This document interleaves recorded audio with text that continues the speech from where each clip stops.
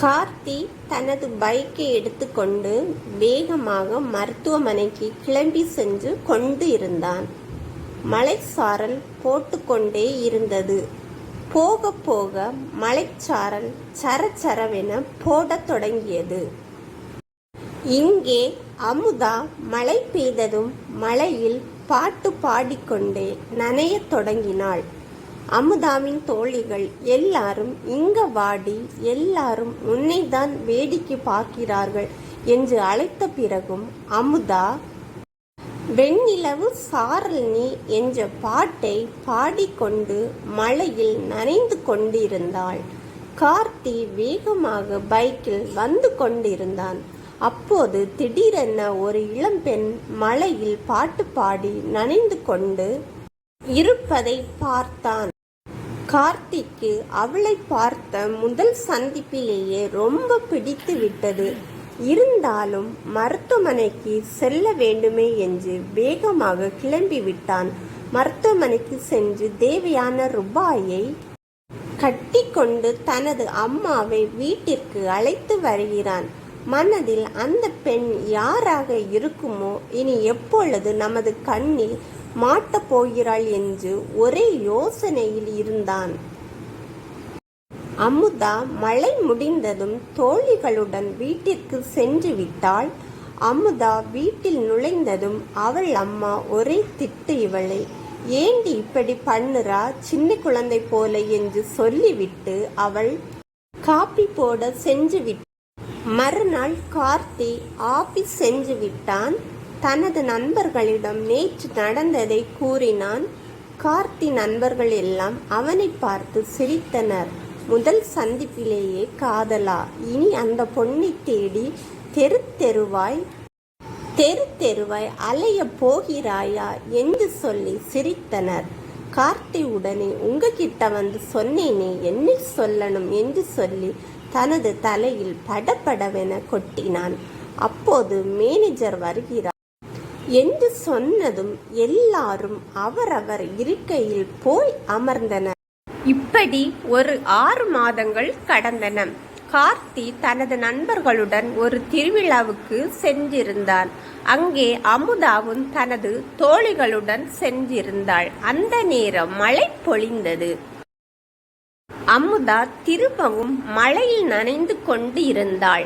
அப்போது ஒரு பைக் இவள் மீது மோத கார்த்தி அவள் கையை பிடித்து மறுபுறம் தள்ளினான்.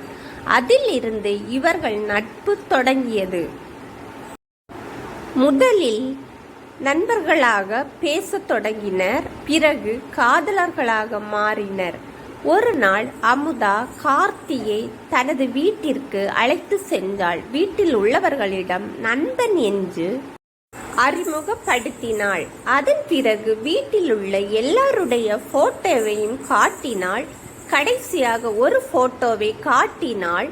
கார்த்தி வாயடைத்து போனான். இது யாரு என்று ஆச்சரியமாக கேட்டான். இது என்னுடைய அத்தை, அப்பாவுடைய தங்கச்சி. யாரையோ காதலித்து திருமணம் செய்து கொண்டார்கள் என்று இதுவரை யாரும் பேசுவதில்லை. நான் போட்டோவை தவிர நேரில் பார்த்தது இல்லை. இப்போ இவர்கள் எப்படி இருக்கிறார்கள் என்று எனக்கு தெரியாது. ஆனால் பார்க்க மனது துடிக்கிறது என்று சொன்னாள். கார்த்தி எல்லாத்தையும் தெரிந்து கொண்டு வீட்டிற்கு கிளம்பி விட்டான். அமுதா நமது மாமா பொண்ணா என்று நினைத்தான். அவள் வீட்டில் தெரிந்தால் நமது அம்மாவையே இதுவரை ஏற்றுக்கொள்ளவில்லை, நமக்கும் திருமணம் செய்து தருவார்களா என்று யோசிக்க தொடங்கினான். அமுதாவிடம் போன் பண்ணி உன்னிடம் ஒரு முக்கியமான விஷயம் பேச வேண்டும், உடனே வா என்று கார்த்தி சொன்னான். அவள் என்ன விஷயம் என்று கேட்டது. நேரில் வா சொல்லுறேன் என்று சொன்னான். அமுதா வந்தாள். கார்த்தி அவளிடம் நீ என்னுடைய மாமா பொண்ணு என்று எல்லாவற்றையும் சொன்னான். இந்த உண்மை தெரிந்தால் என் அப்பா கண்டிப்பா சம்மதிக்க மாட்டார். நாம் இதற்கு ஒரு முடிவு எடுக்க வேண்டும் என்று அமுதா சொன்னாள். நீங்க என்ன முடிவு எடுக்க? நானே இதற்கு முடிவு எடுக்கிறேன் என்று ஒரு குரல் கேட்டது. குரல் வந்த திசையை நோக்கி இருவரும் திரும்பி பார்த்தனர்.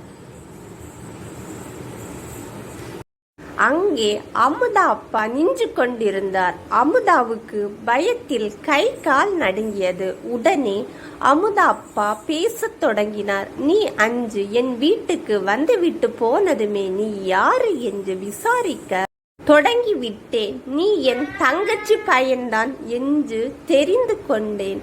என் தங்கச்சியை பார்க்காமல் பேசாமல் இருப்பது எவ்வளவு கஷ்டம் என்று எனக்கு தெரியும். அதே போல என் பொண்ணையும் பிரிய எனக்கு விருப்பம் இல்லை. இருந்தாலும் நான் ஒரு முடிவு எடுத்து கொண்டிருக்கிறேன். அதற்கு சம்மதிப்பீங்களா என்று கேட்டார். கார்த்தியும் அமுதாவும் குழப்பத்தில் சரி என்று சம்மதித்தனர். இருவரையும் அழைத்து கொண்டு அருகில் இருக்கும் கோவிலுக்கு சென்றார். 2 மாலைகளை வாங்கி இருவர் கழுத்திலும் மாறி மாறி போட சொன்னார்.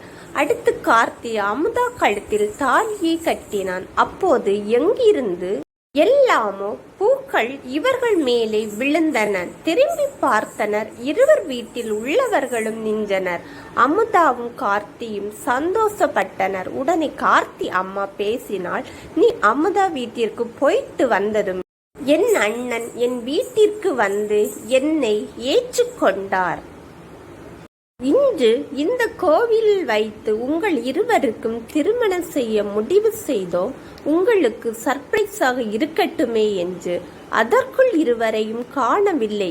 எங்கு எல்லாமோ தேடி பார்த்தோம், காணவில்லை. பக்கத்து வீட்டு அண்ணன் இங்கு பார்க்கில் இருப்பதாய் சொன்னார். உடனே தான் அண்ணன் அழைத்து வர வந்தார் என்று கார்த்தி அம்மா சொன்னாள். என்னால் பிரிந்த நம் குடும்பம் இப்போ என் பையனால் சேர்ந்து விட்டது என்று சொல்லி சந்தோஷப்பட்டாள் கார்த்தி அம்மா. இவர்கள் பேசிக்கொண்டு இருக்கும் போது திடீரென மழை பெய்தது. அமுதா கோவிலின் வெளியே சென்று மழையில் நனைந்தாள். எல்லோரும் சந்தோஷத்தில் அமுதாவை பார்த்து சிரித்தனர்.